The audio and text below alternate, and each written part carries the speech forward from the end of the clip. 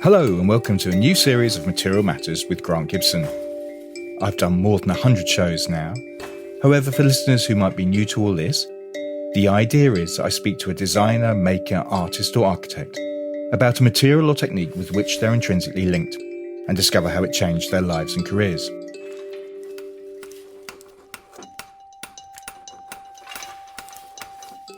Before we get going, I'm delighted that this episode is sponsored by the Surface Design Show.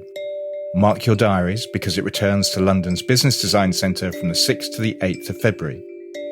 The event of choice for architects and designers, the fair brings together thousands of like-minded individuals looking for design inspiration, innovation and the chance to find out what's new in the industry. You can register to attend for free, meet over 180 exhibitors and hear from industry heavyweights such as Matthew Hilton and Jill Parker. Oh, and I'll be there talking architecture and wood with the excellent Andrew Waugh of Waugh Thistleton at 4 p.m. on the 7th of February. Do come and say hello. So, today I'm delighted to be talking to Dutch designer Christien Meindertsma, who has an installation that opened at the V&A in November last year entitled Reforming Waste. In it, she shows new work based on her interest in linoleum, as well as technological advances with the material she's described as her first love, wool. Christien came to wider attention initially when she graduated from the Design Academy Eindhoven in 2003 with a book that catalogued a week's worth of objects confiscated at security checkpoints in Schipol Airport. She followed that up a few years later with Pig 05049, an extraordinary tome which looked at all the products made from a single pig. Her work is in the collections of MoMA, the V&A and the Vitra Design Museum. Over the years, she's won numerous Dutch design awards, as well as creating the award for the prestigious Earthshot Prize. Christien, thank you very, very much for doing this. How are you? I'm good, thank you. And it's very nice to be here. Oh, good. I'm very glad to hear it. Was that all reasonably accurate? Very accurate, I think. Oh, good. Oh, good. I mean, we're chatting over Zoom, so it would be good to know because your background is giving absolutely nothing away. Where are you currently? I'm actually in my living room. Okay. Because my studio is next to a road, so it would be too loud for this. And this was the most soft furnished place I could find in the house. But we are actually rebuilding, so everything's a little bit upside down. So that's why my background doesn't look so cozy. No, it looks surprisingly blank. Yeah. I should explain to listeners, the reason Christien was talking about soft furnishings is that it dulls echo, which is a nightmare for podcast makers. So let's cheat because you're not in your studio, you are at home. But perhaps you could tell us a little bit about your studio. What does it look like? Are you tidy? Is it full of material experiments? I'm really not tidy, so it's just full of material experiments. And I am this kind of person who tidies up when there's visitors. And for the rest, it's always really messy. But my studio is actually in my house. So if we would walk 2 rooms away from this couch, then we would be in my studio. Ah, okay. You work alone? Yes. You don't have a team as such? No. Do you enjoy that? I'm a one-person company and I really enjoy that, really because it means I'm actually not alone, but I'm always collaborating. You're collaborating with what, the materials or with other people? Or with other people. I see. Each project is a very nice collaboration with most of the time more people. So I think because I work alone, all the collaborations feel very horizontal and I really like this way of working. So for me, this really works very well. Yeah. I mean, shall we start by talking about the small but perfectly formed exhibition you have at the V&A called Reforming Waste? It's in the furniture department. So visitors, if you're visiting, you have to go up to the 4th floor, I believe. Your flax chair is there. And I suspect we'll talk about that later. But the installation really focuses on your interest in wool and your investigations into linoleum. There are probably people out there who might not be entirely clear what linoleum is. And partly, I suspect that's because in the UK, vinyl flooring is still sometimes referred to as lino. So people get a bit confused. So it's important to point out that this isn't a petrochemically derived product, is it? No. What's so wonderful about linoleum, or at least the Dutch version of linoleum, is that it's made of wood dust, linseed oil, pine resin, chalk. That's the base recipe. And then in the version that we know it contains pigments.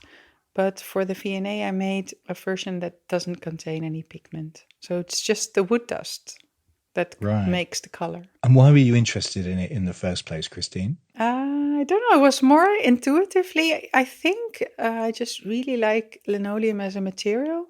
But years ago, I did a research project around one plot of flax grown in the Netherlands. And flax is a plant that linen is made of.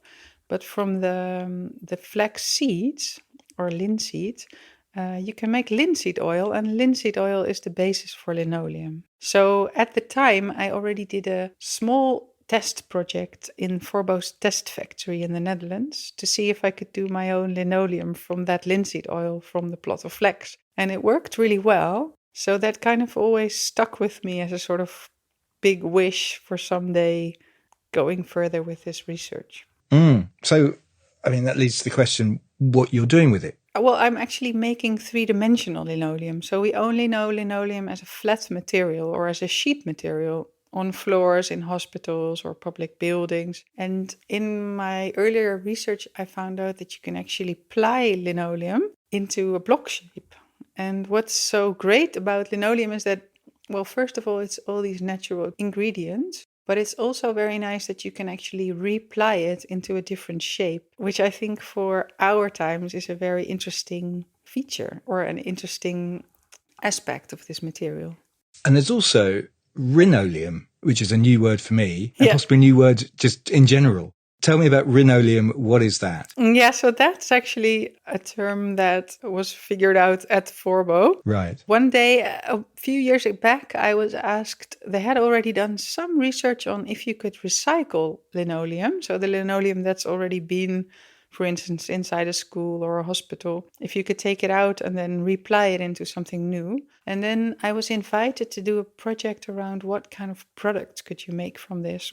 But when I spent the time in the test factory and experimenting with it, I found out so much new about it that we actually thought, yeah, so this deserves a name, rhinoleum. So rhinoleum is replied old linoleum. If you see old linoleum, it looks really sometimes dry and brittle, and you cannot imagine that it can be replied. But actually, when you warm it up and you put it back in a calendar machine, it just can, I don't know, it kind of revives itself and becomes like a doughy structure. And from this dough, you can make a new shape. Interesting. So are you finding, in that case, lots of new uses for this material? This is the aim of the project. Yes.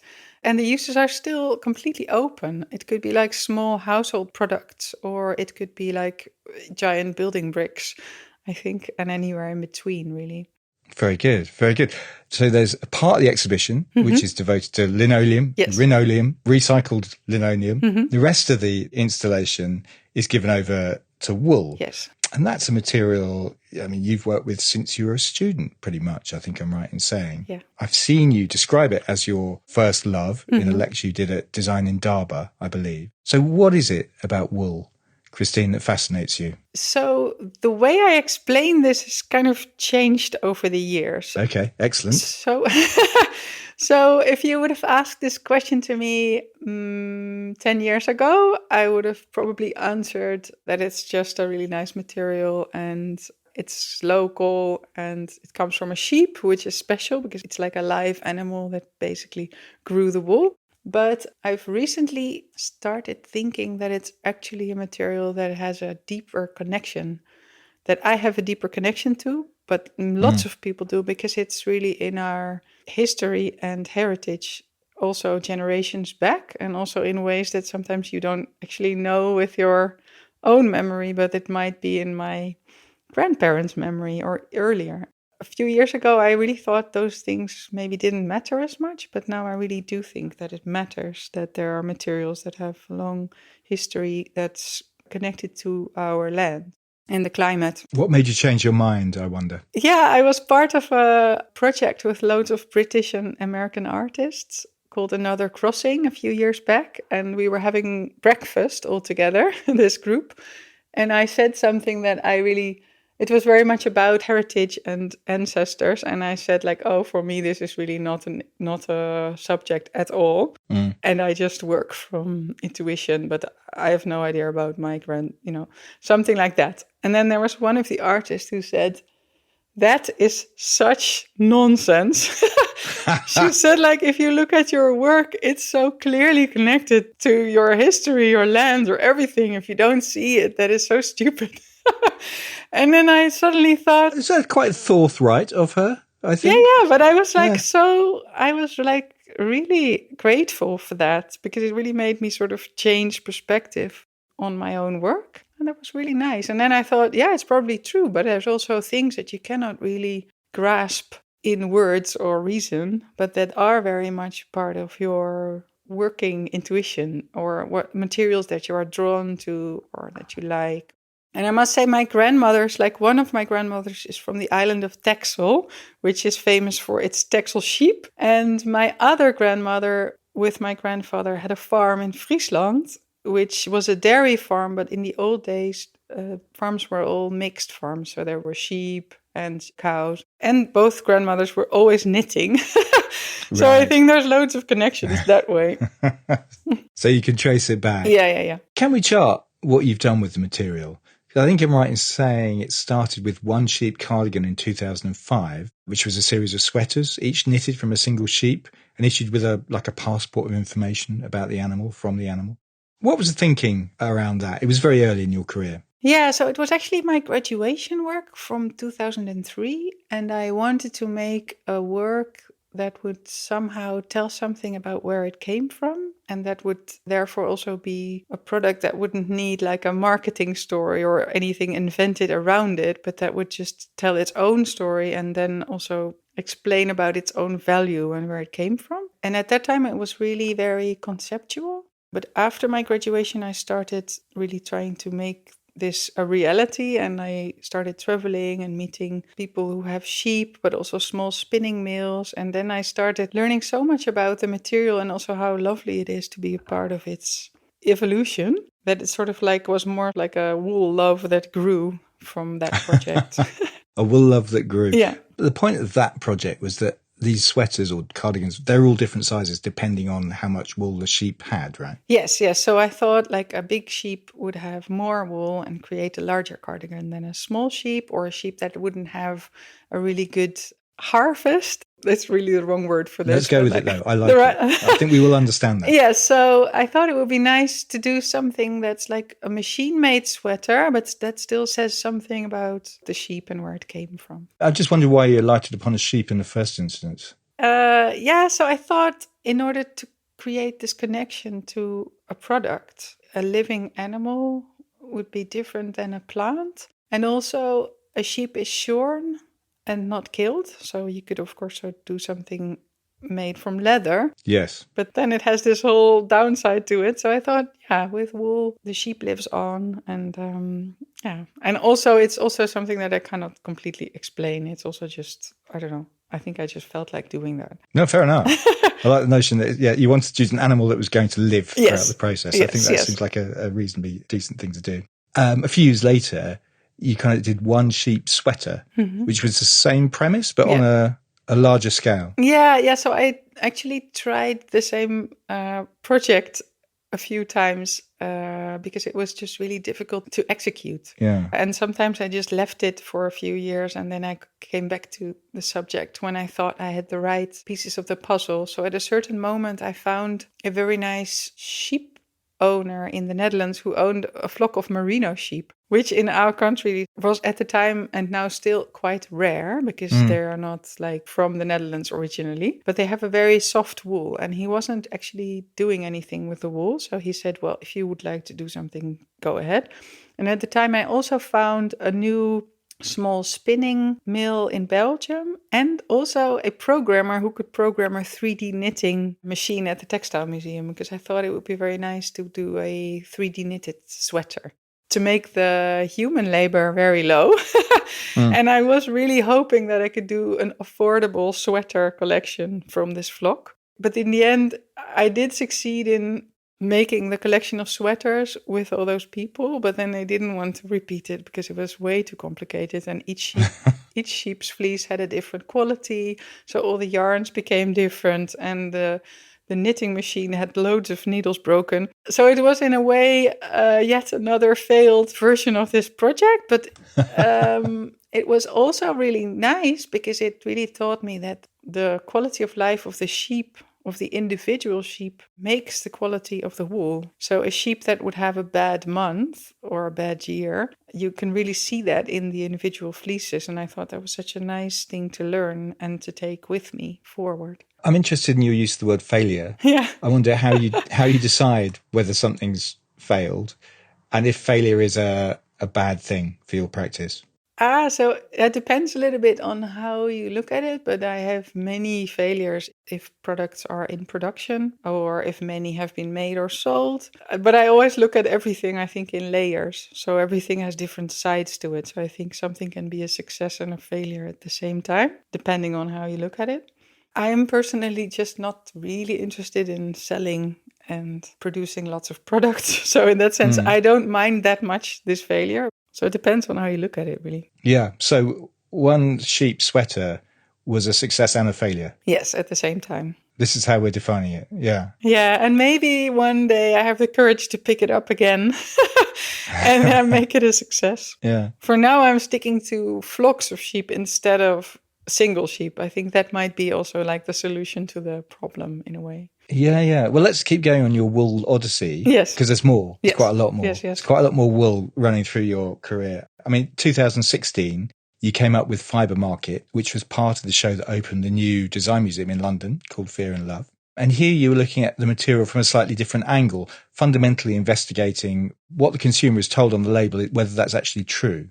Can we talk about what you did in that project? The commission from the museum was really to do a research project and not to design an end product. So for me, this was already very nice because very useful, yeah, because it allows you to focus on only the research part. So I had heard of this new machine called the Fiber Sort. At the moment, it's already in use, but at the time it was new. And I had heard that this machine could sort pieces of clothing by scanning it, and then it could define what is the material and put it in a bin with that name on it, for instance. So I thought it would be interesting to take 1,000 woolen sweaters, or at least sweaters that were pre-sorted as woolen, like in the recycling system by people, and then to have them looked at by the fiber sort machine to see if they are actually wool or what is their percentage of wool. And then we made a sort of system with different kinds of bins that one would say like 100% wool, 80% wool, 60% wool, no wool, question mark. And then look at what the machine would say it was. And actually what we found out and what the researchers had already sort of seen in their research with the machine is that a lot of the labels did not correspond with what the fiber sort concluded. Right. So presumably less wool than they're purporting to have. Is that the case? Yeah. So first they thought the fiber sort was not optimal yet, but then they realized there's actually really a lot of fraud, you could say, in what's on the labels. And because there's no real system that checks that, it's actually quite logical because of course there's a lot of money to be made in the percentages, like if you can cheat a little bit. And so along the way in the production system, bits are cheated, but of course in large amounts. That's a lot of wool. Yes. Yeah. Did you name companies, I wonder, or was everything done anonymously? So in the exhibition I kept apart a piece of the sweater which contained the label, so a small cutout with the label and the brand.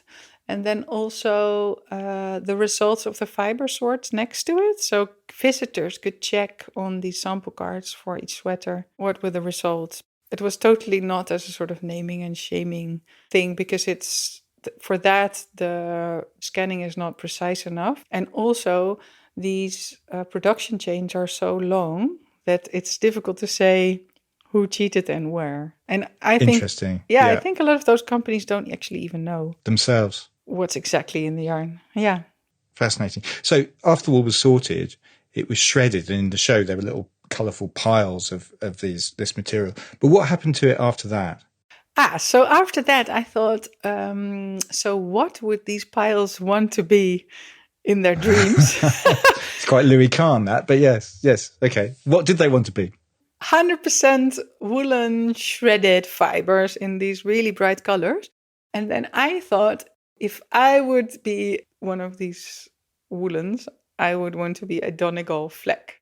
And Donegal tweed and Donegal yarn is famous yarn from Ireland, and it's famous for its characteristic fleck, which is a colorful fleck that basically livens up a natural sheep-colored yarn from history. In the past, this was done because coloring was very scarce and color was very valuable. So I thought if I could use these shredded woolen sweaters in that way, it would really sort of make them very valuable again and make the most out of it. So I called the company in Ireland and asked them if they wanted to do a test project with me. And they said yes. So that's really sort of how I got to go to Donegal and spin yarns there. Do you get turned down by many people that you approach, I wonder? In the beginning of my career, a lot. And now, not so much. A lot of people are really sort of open and enthusiastic about doing a test, mostly around wool or linoleum. But sometimes if I do get turned down, I also just tend to stick around very long and make a ball. I don't know, just connect. And sometimes you also have to prove that you are seriously interested in the subject. And that's also kind of fine. I don't think everything should be easy so much.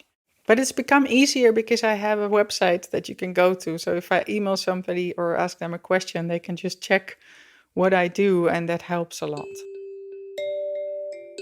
I hope you're enjoying the show.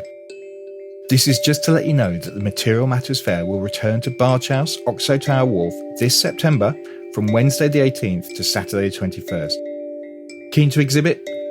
Do drop me a line at hello@materialmatters.design. That's hello@materialmatters.design. Also, if your brand is looking to reach the design world, there are a plethora of sponsorship opportunities. My partner William Knight and I would be delighted to hear from you. Right, on with the episode. There have been other projects, a series of 3D tufted rugs you created for CS Rugs. Mm-hmm. There was a map of where their fine wool the company uses comes from, for instance. Yes. But I'm keen to ask about the latest things you're doing with the material that are at the V&A currently. This project with the city of Rotterdam, for example, I mean, that sounds genuinely extraordinary. How are you working with them? Yeah, so this is really like a dream project for me. So 3 years ago, I got this phone call from somebody called Caroline from the city of Rotterdam. And she said, we have 6,000 kilos of raw wool.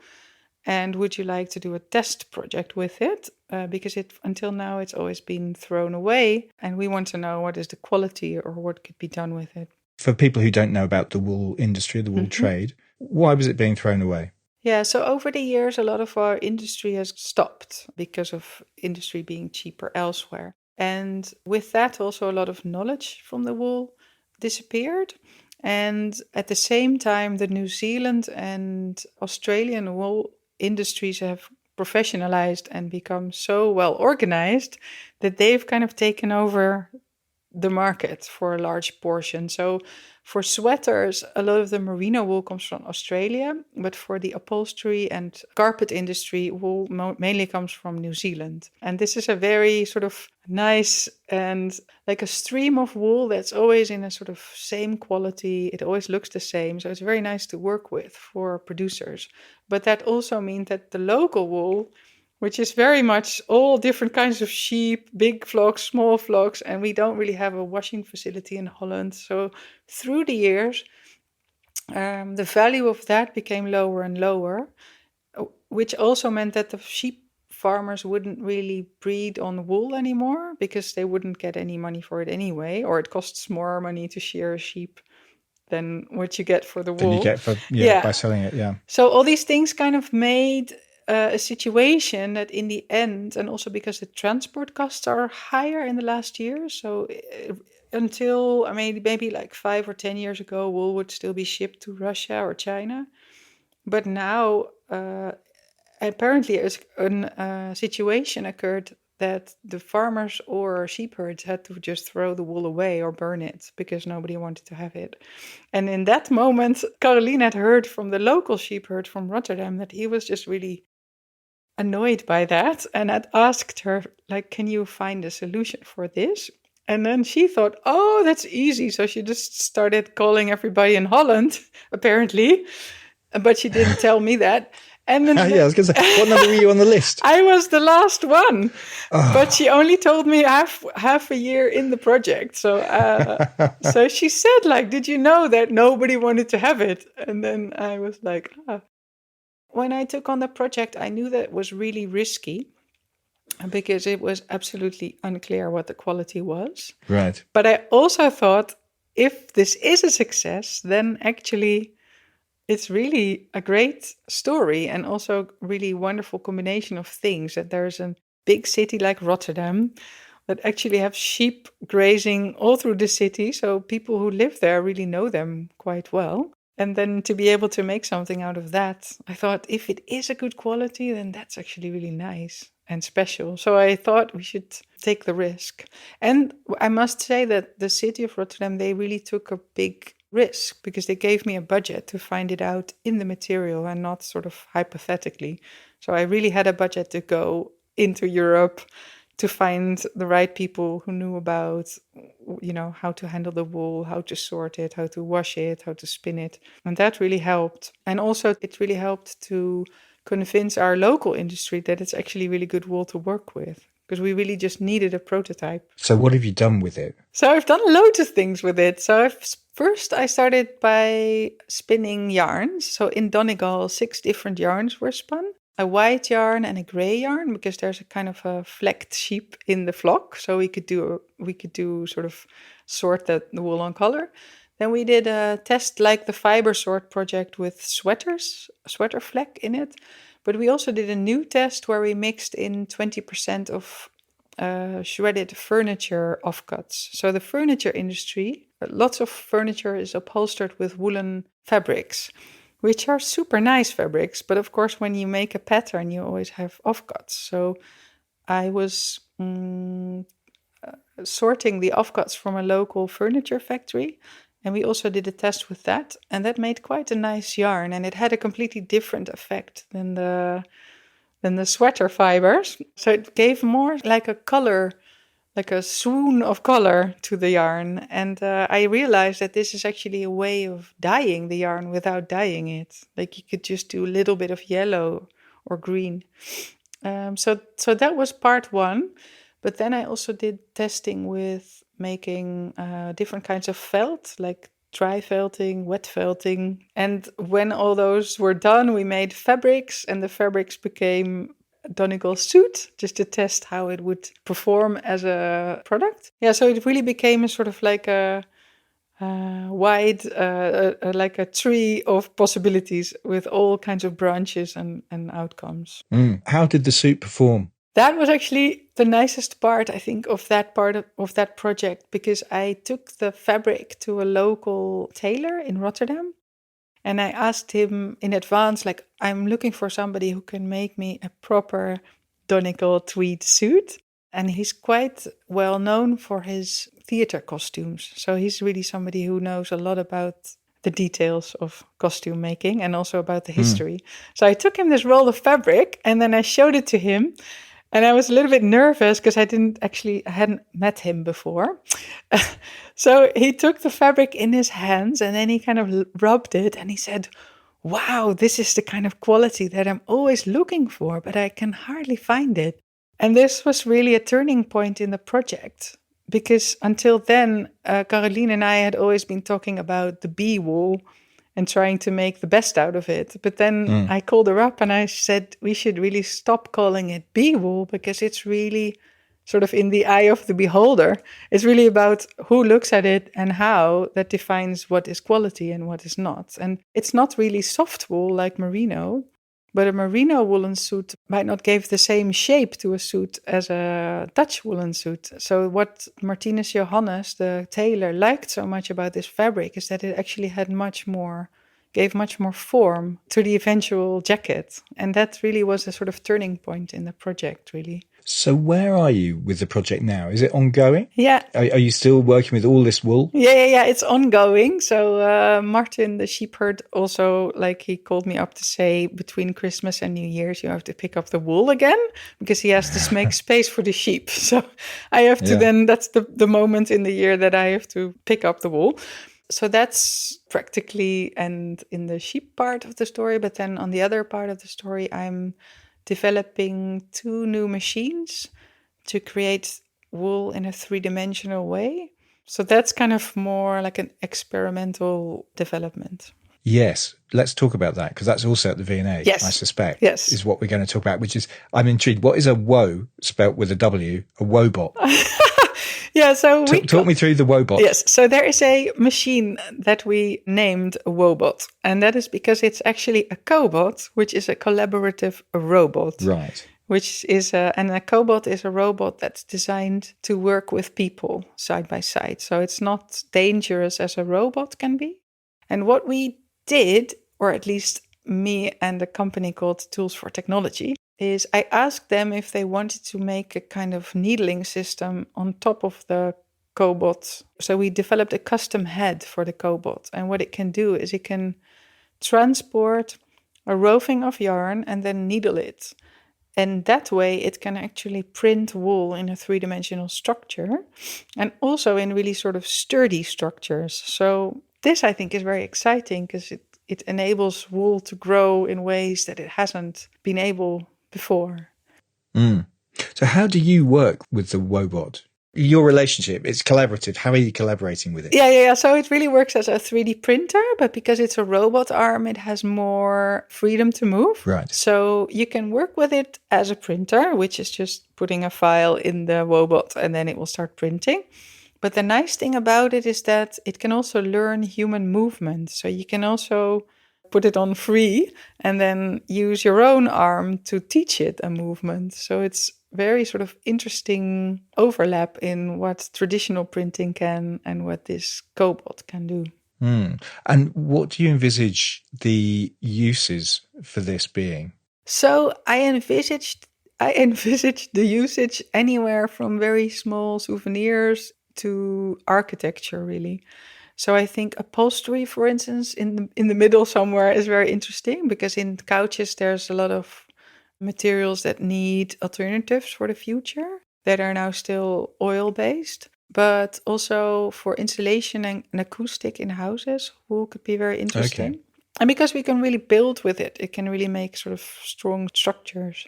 And the robots can go from very small to very big. So with the biggest robot arm, we can make quite big structures.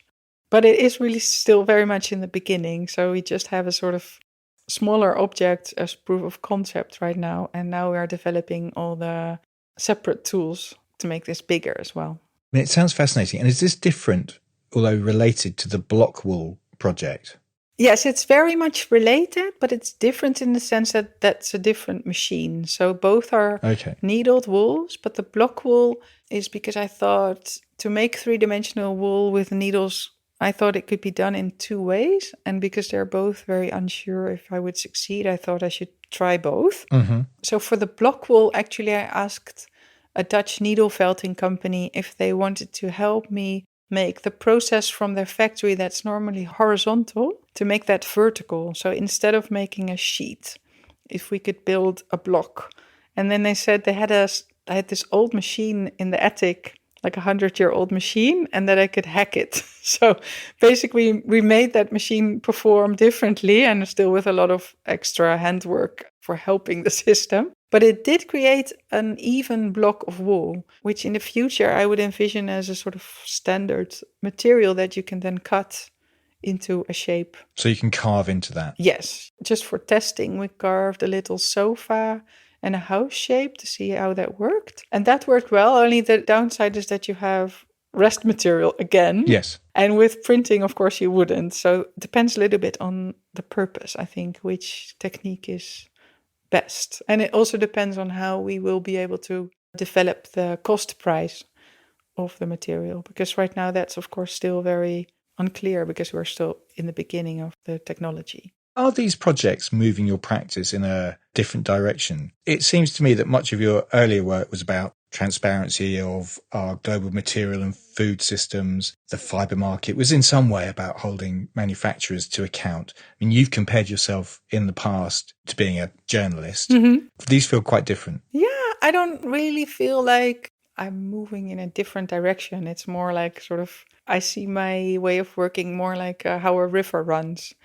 So it just goes, and I sort of let the process decide where I'm going. And the more journalist side or the more research-based side, I think both are very related. And I think I need both parts, like the more practical making and inventing techniques alongside the more sort of research-based way of working. Were you always going to be a designer? No, not at all. No. I graduated from high school and then I went to an open day from the Design Academy, and I just thought the school was great and I wanted to go there. But I really didn't really want to become a designer. I just wanted to go to the school. Right. What was it particularly about the school that you thought, wow, I've got to be here? At the time, so that's like 1998, it had just moved to a different building and the directors changed. So there was Lisbeth Inethout and Liedewij Edelkort just started as heads of the school. And there was just so much energy. I just really felt, as if you plunge into a pool of interesting people and you get to stay. That is what it felt like. And for 5 years, it was just a really exciting place to be. And it was really fun and challenging as well at times. Yeah, so I think it was that. What did your parents do? They're not designers, presumably. No. My mother is a nurse, or was a nurse, and somebody who would, like, in a small local hospital, organize everything and everywhere and everyone. And my father was a calculator at a construction company, and he would, like, calculate the price of wooden windows.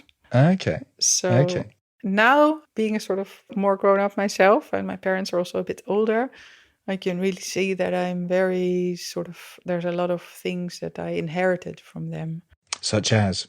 So my mother is really like, I think she's really like a producer, basically, in the deep down. Like, she can just sort of organize stuff and get things done.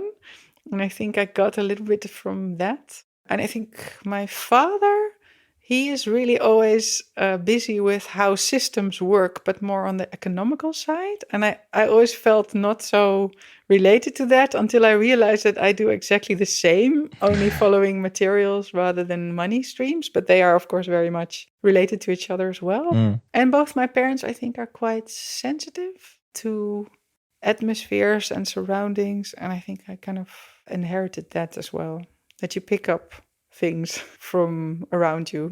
Was it very creative at home? Were you making things the whole time? Yeah, very much. My mother's always making things. And my mother was a working mother. So they found me a babysit family when I was younger. And this family was also a very creative family with 2 working parents. So I sort of grew up, my parents lived in an apartment building, more in a sort of city surrounding. And then my babysit family was a very sort of rural, romantic 17th century farmhouse where there was like loads of freedom and green. So I got best of both worlds, I think. But there was always so much space for dreaming and for fantasy and for just being a little bit in your own world as a child. So I think that was really nice and lots of creativity. What were you like at school? Were you very academic? No. Would you mean like high school or like the Design Academy? Yeah, high school. We'll get on to Eindhoven shortly. In high school, I think I was just a little bit shy and a little bit alternative. But sort of, I don't know. I thought high school was very challenging because you really have to relate to being in a high school with loads of students and loads of, I don't know, it was just felt like surviving in a jungle looking back. But when I got to the Design Academy, I just felt really at home, as if I belonged there in a way. But it was still also a sort of survival jungle, but in a different way. So I think I really sort of, after school, it became easier because I can just make my own way of working and I had more time to finish projects. Yeah. I mean, you were taught by Helle Jongerius at Eindhoven. What was that like? She wasn't really my teacher, but she was head of my department. Right. And what she did is she actually started a new department called the Atelier. And this was a little bit like a sort of magical place because the Design Academy building has the normal floors, like 1, 2, 3, 4, 5, but it has half floors as well next to the stairs. God, it sounds like Harry Potter. Anyway, It sorry. was totally, yeah. So somewhere on one of these half floors, there was like a room, which was our new atelier room. And she sort of picked students from all over the school that ended up in that department. And I was there in the second year that it started. And she introduced a whole different way of working. So before, the way of working was quite conceptual. But in the atelier, every 3 months we would work on a material. So we would just work on leather for 3 months or recycling clothing. And then at the beginning of that period, somebody just dropped a bale of clothes into this room. And then that was our subject. And it really made us much more sort of open to working with your hands and being really intuitive about material, but also working on something that has limits. So the limits were that material and nothing else. And the students were all kind of a little bit crazy. Just we were all like really super motivated. Well, I was going to ask, why do you think she chose you for that particular room or atelier? So I wasn't chosen because I was in the second year of the atelier, but I chose to go there. You chose to go there? Yeah, so I just thought that's a really great place to go. Well, I'm interested. I mean, I'm guessing your interests were encouraged, but it seems to me that it may be in a different environment, you might have found it difficult because one of your graduation projects was a book where you catalogued a week's worth of objects confiscated at security points in Schipol Airport, as we mentioned in the intro, and you categorized and photographed all 3,267 items. Yes. I mean, were all your teachers supportive of that project? It's quite an unusual thing for a design student to do, I'd posit. Yeah, and also my whole graduation was a struggle. And I really, at the end of the graduation, I just thought, as long as it's finished and I pass and I'm not dead, I'm happy. So it was just, I made this book, and the thing they said is that it's a research, it's not a product. So you should have designed, because it was really about normal households that were used as weapons, or not used as weapons, but seen as weapons. And then the reply was that I should have designed something to explain this idea. But I think years later, they also said, yeah, we didn't actually, I don't know, it was also like a new way of working. So they didn't really see it the way that I saw it. So I think at the time it was just weird. I think. Is that because you described it as a struggle? Was that why it was a struggle? I think so. Yeah. Because every week you have to talk to your teachers and say what you're doing, but if they are a bit against it. Also, it was not that I had this grand vision. I was just doing this very much on intuition. I was also not really super sure about it. It just felt like it had to be done that way. And it was also a struggle. And on the other hand, I was making these one-sheep sweaters. So both were a bit, at the time, I know I had to sort of start my own company after graduating, and I went to the Chamber of Commerce, and they were like, so what do you do? And I said, yeah, I make books and sweaters. And then they were just like, all right, this is the kind of company that's going to fail within the year. Because it was just odd. Yeah. I mean, it's really interesting because, there's much more kind of design research stuff now than there maybe used to be, or it's a more established part of the design world. But did you know where you wanted to be when you left Eindhoven? I mean, you obviously wanted to work for yourself, by yourself, but did you know doing what at that stage? No, and I even didn't want to work for myself because I totally never thought I would be somebody working for myself. So I started working for a fabric designer, actually. Okay. That worked for 3 months. And then that didn't work so well. So then, yeah. So then I wanted to publish a book, that graduation book, and nobody wanted to publish it. So to be able to publish it, I had to have a VAT number, and I had to start a company to do that. So then once I had that, I just sort of rolled into it, and it worked somehow, but really, it really worked in my own way. I think a little bit odd way. Yeah, well, it seems to have worked. Shortly after, 3 years after that, you came up with the Pig Book, which was a book that charted all the uses we have for a single pig, and they range from the obvious, various cuts of meat, to much more surprising things: sandpaper, paintbrushes, heart valve, Oh, and a bullet. I mean, I'm amazed that the company that makes bullets were open to talking to you. One, how did you get hold of them? And two, how are pigs used in bullets? Yeah, so the book is not really a hand guide for vegetarians because it also contains products that the pig was used in its production process and it's not actually part of the product. And the bullet is one of those. And actually, the gelatin is used to transport the gunpowder into the bullet. Right. And this was a product that I was in contact with the producers of the bullet, and I asked them if they wanted to send me a bullet.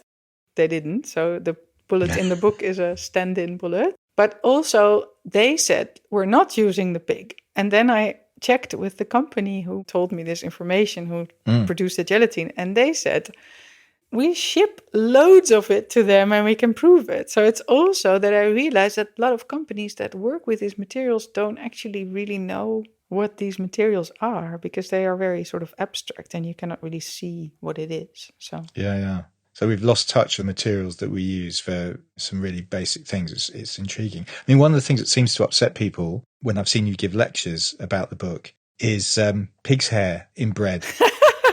It's very upsetting. You can actually hear audible gasps from people. An E number. Yeah. Yeah, and we have done bread on this show. Oh, yeah. And got into quite a lot of detail about bread.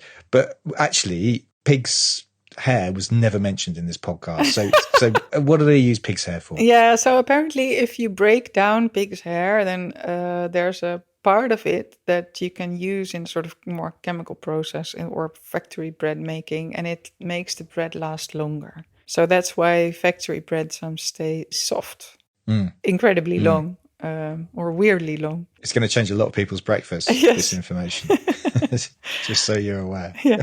I mean, as well as wool, you're fascinated by flax. That's Yes. already come up in the conversation. Your flax project started in 2012 when you purchased an entire harvest of a Dutch flax farmer. I'm guessing that's quite a lot of flax. Yeah, it's 10,000 kilos. Yeah. Did you have a sense what you're going to do with it? Yes and no. I wanted to work with a lesser amount of flax. That was a plan. And I wanted to make rope out of it because I had just designed a collection of rope products for Thomas Eijk. And I wanted to be able to trace back the plant that the rope was made of. So I started following this flax farmer. But then somewhere along the end of the harvest, there was a Chinese offer for the flax. So the flax was going to disappear as a whole bunch to China. And then I thought it would be such a pity because we had been filming all the steps of growing flax and we were quite attached to it. So then at the time I had won this really big money prize, the Index Award in Denmark. So I had some money to spend on a bigger project. So then I decided that it shouldn't go away, but that I would buy this flax and then get out the most quality products in our region, so western part of Europe. But the quality of the flax, we did make rope in the end, but actually the quality was better than for making rope. So the finest quality yarn that I could make was good for tea towels and linens. But in the end, I made loads of different products because it was just really nice to figure out all the outskirts of what you can do with a flax plant. So not only the long fiber, but also the short fiber and the woody bits and the seeds and the oil. And I don't know, there was loads of, even like the husks of the seeds were used as food for horses that go to these beautiful horse contests. So we just went to loads of places that we hadn't imagined before and filmed all the bits of production. And in the end, it resulted in linen and rope and a flax chair. I was going to say, this is where the flax chair came from in 2015, which opens the V&A installation. Yes. Yeah. So it brings us back to the beginning, which is nice. It's almost like I arranged this. Our time is nearly up. It's been wonderful talking to you. Final question is, what are your plans for the future? You've got this V&A installation, which is obviously looking at wool technology and linoleum. What can we expect from you in the next 12 months? For sure, a research figuring out what can be done with this 3D printing technique. So, because we really just build the machine, but there, I think, are so many possibilities, and it just needs a lot of time and love to figure out what are the possibilities there. And another thing is the linoleum in three-dimensional shapes taken a step further into maybe flooring and tiles. So coming to a house near you, possibly. Yeah. We will see. Yeah. Christine, that was really lovely. Thank you so much for your time. I really appreciate it. You're welcome. It was very nice to be here. To find out more about Christine, go to christienmeindertsma.com. And remember, the Surface Design Show is just around the corner. It runs from the 6th to the 8th of February at London's Business Design Centre, and you can register for free at surfacedesignshow.com. I hope to see you there. As ever, to find other podcasts I've done and to sign up to our newsletter, go to materialmatters.design. And there are images relating to the interviews on our Instagram page, which is also materialmatters.design. Finally, this is really important too. If you've enjoyed listening and want to see this podcast flourish, then please rate and review on Apple Podcasts or wherever you listen to this from. And it would make me incredibly happy if you went to my Patreon page and made a pledge at patreon.com/materialmatters. For as little as £2.50 a month, you can receive an invite to various Material Matters events, as well as getting access to each episode before it's published to the wider world. Material Matters is a completely independent concern, and any help you can offer would be hugely appreciated. Ultimately, you'll be helping to take the message of the importance of materials, skill, craft and design to a whole new audience. Thanks very much for listening.